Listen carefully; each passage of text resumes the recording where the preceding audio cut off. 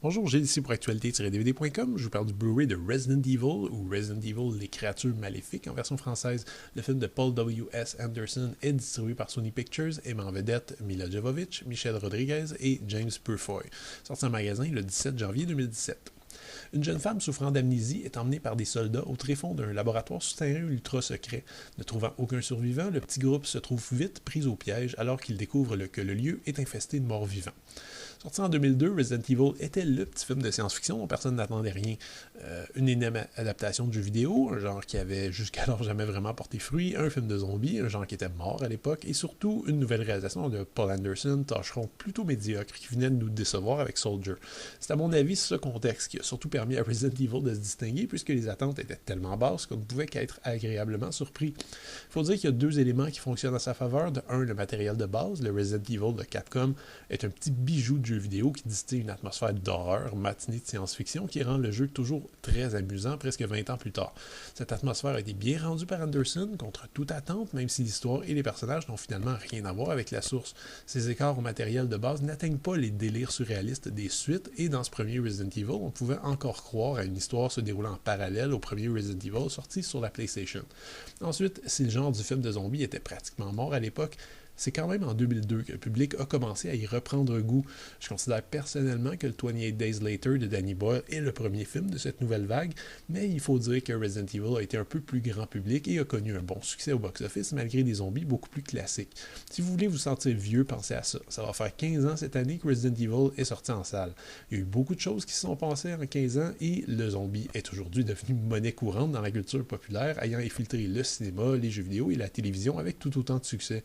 C'est donc assez amusant de revisiter le film avec le recul des années. Premier constat, Resident Evil est à mon sens le film le mieux maîtrisé de Paul Anderson et de loin. J'ai pas dit que c'était son meilleur, je préfère encore Mortal Kombat et Event Horizon, mais même ces films, même si globalement plus intéressants selon moi, s'ouvraient régulièrement de moments absurdes, mal conçus et mal écrits. En termes de scénario, Anderson fait preuve ici de beaucoup d'ingéniosité afin d'adapter un jeu vidéo et tous ses clichés. Personnage principal qui part de zéro au début de l'histoire, horde de zombies à flinguer à intervalles réguliers, capacité que le personnage découvre au fur et à mesure de l'histoire et boss de fin de niveau, etc. Attention, on va être honnête dès le départ, Resident Evil n'est pas non plus du grand cinéma. C'est un film de série B qui lorgne parfois vers la série Z, dans le niveau d'interprétation est faible, et donc les effets spéciaux ont pris beaucoup de rides depuis, particulièrement le monstre qui pourchasse nos héros jusqu'à la fin.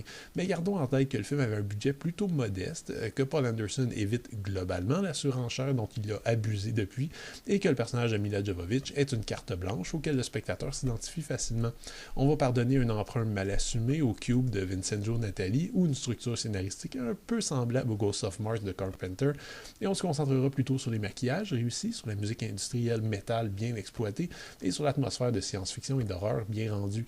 Malgré son âge, le premier film de la série Resident Evil reste un divertissement agréable et léger pour les fans du genre. Le Blu-ray est présenté à 1/78 avec piste audio en anglais ou italien QHD 5.1 ou en français, espagnol ou portugais 5.1 et les sous-titres sont offerts dans ces langues. Maintenant, la grosse question que le monde se pose, c'est en quoi cette nouvelle édition, sortie en 2017, est différente de la précédente.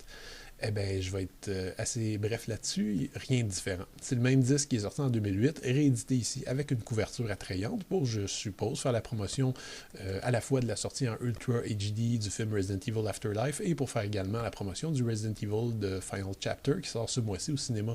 Si vous avez déjà le Blu-ray du film, je vous conseille de laisser tomber puisque c'est vraiment la même chose, incluant un master qui date quand même de 2008 et qui commence donc à prendre un petit peu de ride.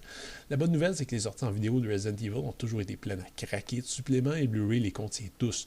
Vous trouvez donc deux pistes de commentaires, l'une très nonchalante avec Mila Jovovich, Michelle Rodriguez, Paul Anderson et Jeremy Bolt, le producteur, et l'autre plus informative avec le réalisateur et le superviseur des effets spéciaux qui va davantage plaire à ceux qui veulent en apprendre un peu plus sur les coulisses du film. On trouve pas moins d'une douzaine de featurettes qui détaillent de façon parfois superficielle tous les éléments de la conception du film. Outre un making-of, vous en saurez davantage sur l'adaptation du jeu vidéo, sur les storyboards, sur les costumes, sur les décors, sur les créatures, sur certaines scènes en particulier, comme l'ascenseur ou la scène des lasers, sur le train futuriste du film, sur les chiens zombies et mon segment préféré, sur la musique du film, co-réalisé par Marco Beltrami et Marilyn Manson, qui lui assume parfaitement ses influences et les décrit. On retrouve également une fin différente avec explication du réalisateur et un clip vidéo de Slipknot. Le Blu-ray vous permet, afin de mieux vous y retrouver, de sélectionner dès le départ quel supplément vous voulez voir afin de garder une sélection en un seul coup. Par la suite, j'aime beaucoup l'idée. Le Blu-ray contient également un code pour une copie digitale. Le premier Resident Evil partait pas encore dans les délires stylistiques et un peu adolescents que ces différentes suites ont introduit. Pour un film de Paul Anderson, c'est une série B tout à fait valable.